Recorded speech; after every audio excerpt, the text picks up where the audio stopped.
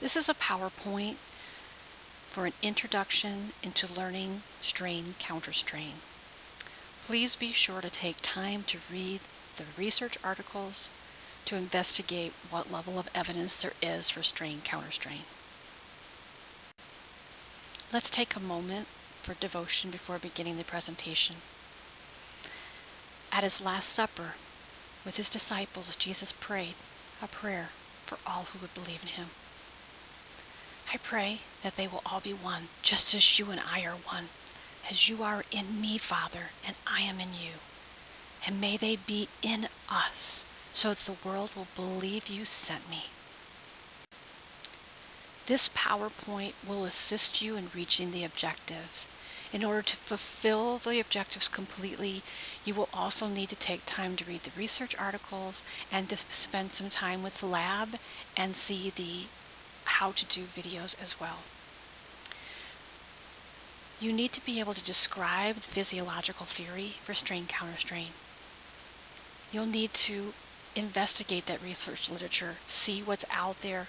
Does this treatment work? What kind of evidence is there? You should be able to demonstrate proficiency in the strain counterstrain technique, the listed techniques in your lab manual. We want to see you be able to propose an application of strain counterstrain into one of the class case studies.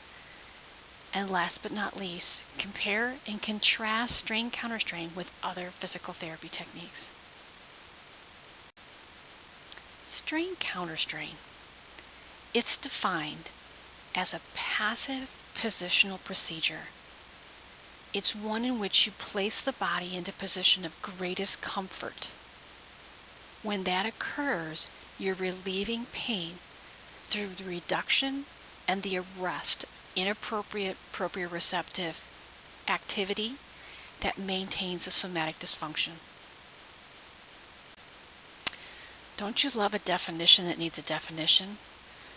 Well, what exactly is a somatic dysfunction? Well, that's impaired or altered function of related components of the somatic system, your body framework, the skeletal, arthrodial, which is your joint, and myofascial structures, and related vascular, lymphatic, and neural elements. 4 things will be noted with the presence of somatic dysfunction. There will be tissue texture changes. In addition, there'll be the presence of asymmetry of the structure. You will note restriction of motion to that structure and definite tenderness to palpation. This gives me the TART acronym. Tissue texture changes, asymmetry of structure, restriction of motion, and tenderness to palpation. Dr. Lawrence Jones has been credited with the strain counterstrain discovery in about 1950. The stories go that Dr. Jones had a patient. He was a 30-year-old, severe low back pain, and Dr. Jones had exhausted all of his manual therapy techniques, and this man was still so miserable. He said, Dr. Jones, if you could just put me in position so I could get some sleep. I'm so exhausted. I just can't go another day without some good sleep. So Dr. Jones, with the help of his assistant, brought some pillows in onto the treatment table and kind of just propped the man up until he found him a position. He goes, oh, that's it, Dr. Jones. That doesn't hurt anymore. Dr. Jones said, fine, no problem, walked out, went on to treat a few patients, came back to check on him, and the gentleman was sleeping soundly. So he let him sleep. Then he came back later. When he woke him up, he gently took the pillows out, got the gentleman off the table, and he was able to stand up straight for the first time in weeks. When his next appointment came and he didn't show up, then Dr. Jones was like, oh, no, what did I do? I'm almost afraid to find out. So he goes ahead and gives the gentleman a call. And the gentleman says, Dr. Jones, I don't need to come back. My pain is gone. And that started the thought process. From then on, Dr. Jones, with his hardworking, obsessive personality, then decided, I've got to figure out what it is that I did with this patient. Another example of someone that he treated was a middle-aged male factory worker. This gentleman, each evening after work, would take a nap on the couch, and when he would nap, his one arm would fall off the edge of the couch, just like in the picture that you're seeing here. In this particular case, though, it was his right arm. And each evening, though, everything went fine because his wife would come into the room, see the arm draped over the edge of the couch, and gently pick it up and put it back on the couch. Well, one evening, the telephone rang. Before the wife had a chance to bring the arm up, the patient was startled awake, sat up. After that episode, he had intense pain in his right biceps, and it just could not be relieved despite treatment interventions. He then began to show atrophy and weakness in that right biceps. The basic diagnosis was a bicep strain. They were even considering surgery, even though there was no palpable pain in the biceps itself. Patient was quite frustrated, went to go see Dr. Jones. Dr. Jones noted when he did a thorough assessment of this individual that actually the tender points were on the antagonist. They were in the triceps, not in the biceps. And when he treated that triceps tender point, the individual's pain resolved in only 3 to 4 treatments, and he ended up with full return of strength and the full size of that muscle in 6 months. This was a very important finding to show that even though the individual complained of pain in that biceps, in the extremities, generally you need to be careful to look at the antagonist to see if that's where the tender point is. Over time, 2 of the accidental discoveries that significantly changed and improved his effectiveness with the technique was realizing that the patient needed to be returned from that position of comfort slowly, and when he found a location of tender points in the anterior spine. So many patients, when they say they have back pain, only point at that posterior back area. But really a significant amount of pain relief was achieved by treating tender points on the anterior surface of the spine. Now let me tell you the basic theory understanding behind strain counterstrain. The very first picture that you're looking at is a joint. And you have 2 muscles, muscle A and muscle B. Both muscles at this particular position are in their normal resting position. Down below, what you see is the afferent communication of the muscle spindle to the brain. So, muscle A, what is being heard afferently is the spindle going, and muscle B, same thing.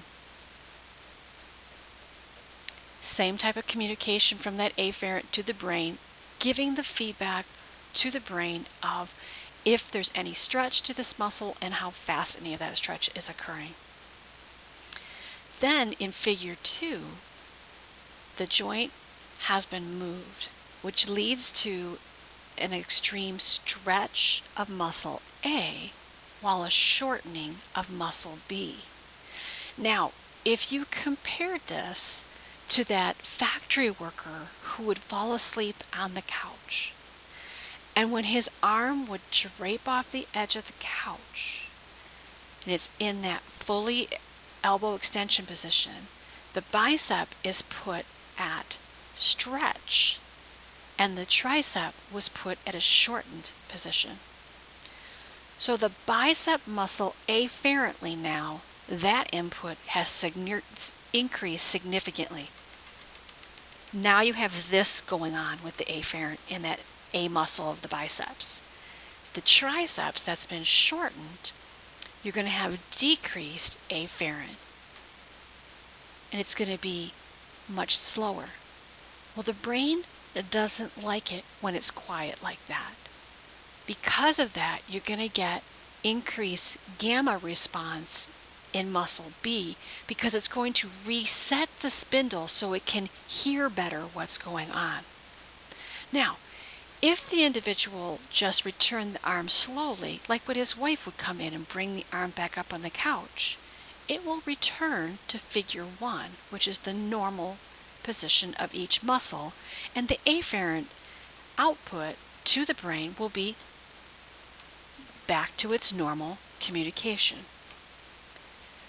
The theory is that in figure 3, when that telephone rang and he had to quickly pull that arm up in a startled panic response, there was an overreaction of the muscle spindle activity. That when that arm was thrust back up, the triceps, which at that time had a quieted afferent, but was given an increased gamma to reset that spindle, and it was suddenly stretched, particularly a very fast, quick stretch. You can see how the afferent communication significantly increased. Where muscle A also is increased as well, but the dysfunction is to the triceps, in which now it is no longer showing normal activity of that muscle.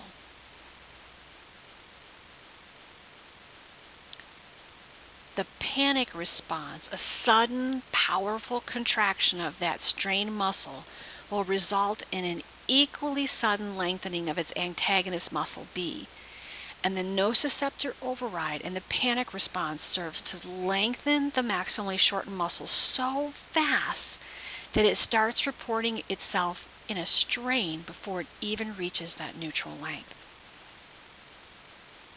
This then results in a somatic dysfunction to the triceps muscle. This is a good time to review the structure of the muscle spindle apparatus itself. I want you to pay attention to some highlighted structures. First, note that there are 2 afferent or sensory nerve types. Locate and point out for you the annual spiral nerve end organ. This is your primary afferent fiber. Look how it spirals around that equatorial regions of the intrafusal fibers. Now locate the flower spray nerve end organ, which is your secondary afferent fibers. See how they're located on the polar segments of each nuclear chain of the intrafusal fiber. Then there will also be 2 efferent structures that I want you to find and locate. Now, the efferent or motor nerve supply for the muscle spindle is your gamma neuron. See how it goes and innervates the motor end-plates and the intrafusal fibers. Where the muscle efferent or motor nerve supply in the form of alpha neurons, do you see where they innervate the motor end-plates on the extrafusal fibers? This is just another illustration to highlight those structures that were previously mentioned. Remember, your number of muscle spindles varies from one muscle to the next. The more delicate a movement, the higher the muscle spindle count. For example, latissimus dorsi muscle has approximately 350 muscle spindles, or 1.4 muscle spindle per gram of muscle tissue, while the abductor pollicis brevis muscle has approximately 80 muscle spindles, or 30 muscle spindles per gram of muscle tissue. In strain counterstrain, when the patient is moved into a position of ease or shortening the involved muscle. While it's being held in that 90 seconds, it's allowing the spindle to slow down that afferent firing frequency. When that is decreased, remember the brain doesn't like things to be quiet. It's going to increase the gamma efferent discharge to the motor end plates of those intrafusal fibers to reset that spindle. It's important that the individual return to neutral slowly. If not, that increased gamma charge leads to a very excitable muscle, and it's going to act as though it's being strained even though it's not even in end range. So when you treat it and take it into that shortened position, it's an effort to reduce that gamma discharge by resetting the spindle. Here are the basic steps to performing strain counterstrain. We will be going over each of these points in more detail as we progress. First, this is just the overview. Learn this and you'll begin to understand how to do strain counterstrain. You begin first by locating the tender point. We will tell you more what is a tender point and how to find it subsequently. Once you locate a tender point and you identify it to be a positive tender point, positive in that it's 4 times more tender than normal tissue, every tender point has a corresponding position of comfort or mobile point that you will see in your manuals. You're going to find that position of comfort, fine-tune it to reduce any sensation of pain and to get the muscle tissue which had been tight and full and thick to relax and release. Then while you're holding it, you're going to monitor that point response, being careful to take your pressure off the tissue so that you're not giving too much sensory input. You maintain that comfort position for 90 seconds, then you'll slowly return to neutral. Once you do, you're going to recheck the tender point, and you know you're successful if you've been able to reduce the tenderness 70%. If you palpate a tender point after treatment and you find the pain has not been reduced 70%, here are some of the more common potential problems. 1, you either didn't position them correctly to obtain the mobile point, or you failed to locate the hottest tender point. This is a good reason why you want to palpate all of the tender points in the area before beginning treatment. Otherwise, it becomes a hunt and peck technique. Every positive point you treat it, every positive point you treat it, and you will actually over-treat the individual and be very inefficient. Because if I treat the most tender or hottest tender point rather than every one that I find to be hot, you will find those other ones that were slightly tender will actually resolve once you treat that hottest tender point. Potentially you didn't hold it long enough. The most common one I see when you're starting out is you don't return them to neutral slowly, or you could have an individual who has an underlying tissue pathology. I had treated one individual that was sent to me because he was having hip pain. When we evaluated and assessed him, we found significant tender points, so we then used strain counterstrain.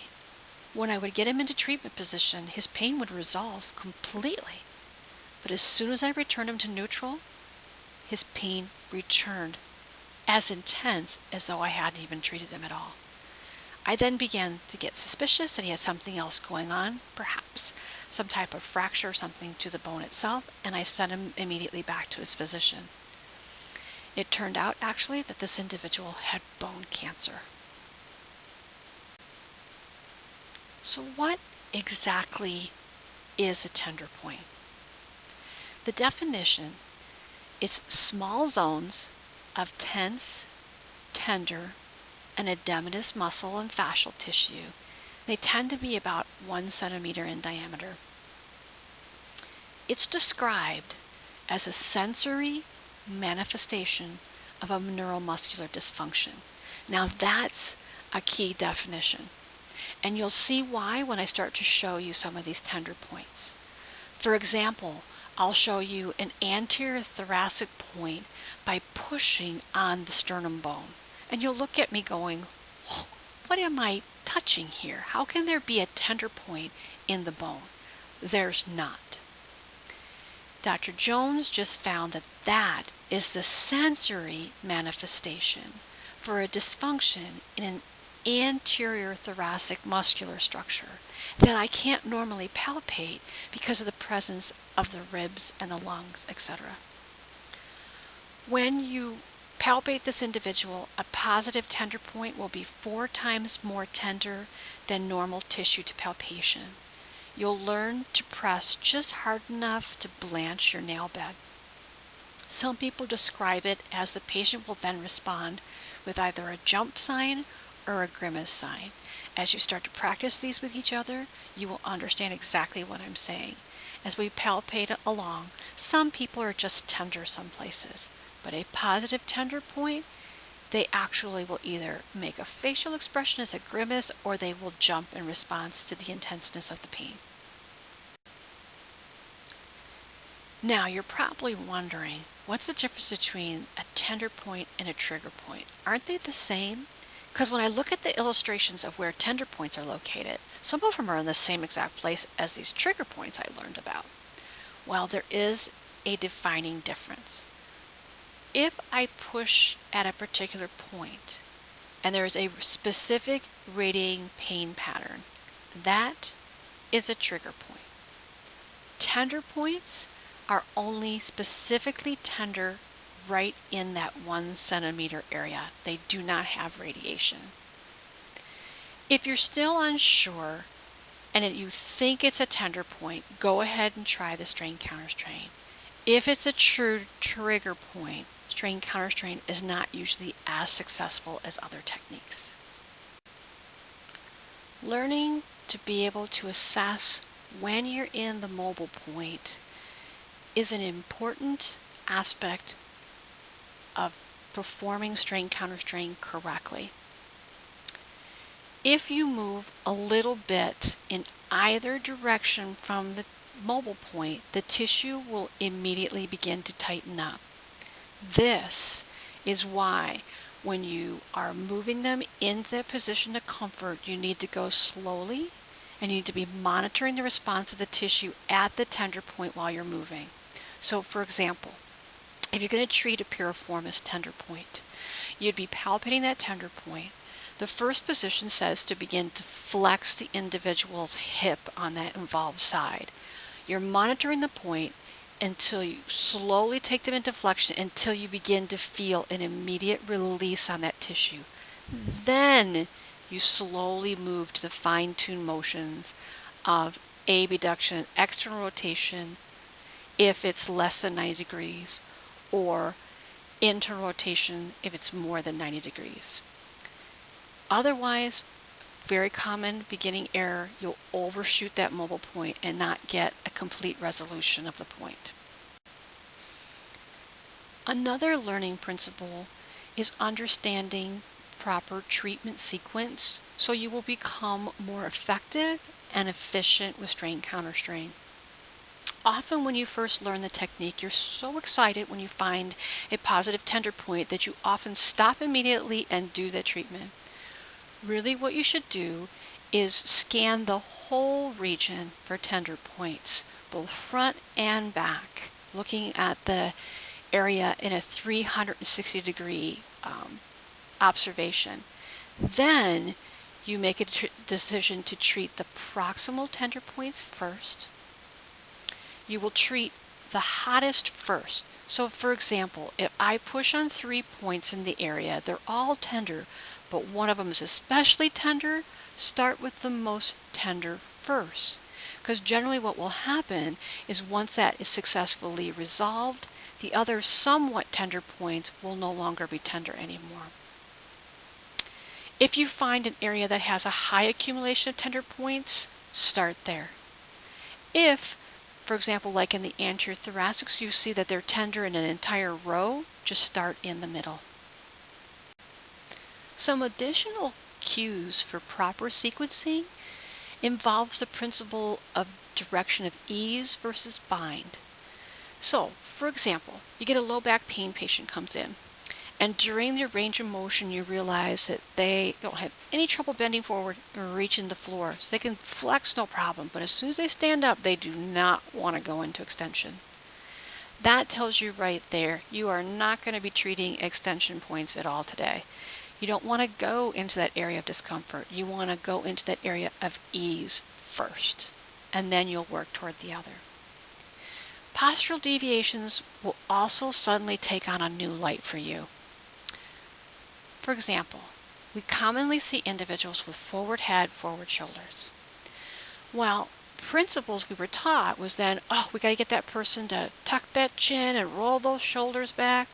Well, I've learned with strain counterstrain that first, I'm going to check to see what's going on in those anterior thoracics. Because if there's significant tenderness there, if I try to force the head back and the shoulders back, they will not be comfortable with that. And they may even have difficulty doing that or even pain. Instead, I find when I treat those anterior tender points, they will automatically be able to get the shoulders back and head back even without being directed to. Now, the principle of specific pain versus diffuse pain. That's best explained with the low back pain patient again. So your patient comes in and they take their entire hand and they just brush that hand across their low back and they say, this is where it hurts. That's diffuse pain. Those individuals generally are going to need to be treated with anterior tender points. Versus the patient who takes their single finger, index finger, reaches around, points to that left side of lumbar 4 and says, it hurts right here. You should start looking at posterior tender points first for those individuals. That's specific pain. Overall, as far as contraindications go, the only thing recorded is if an individual can't provide proper feedback or if they have a significant medical condition that would exclude manual therapy overall. This is just an illustration of treatment of the anterior thoracic point. You will better be able to understand how to locate a tender point and perform the treatment positions by watching the videos that have been completed.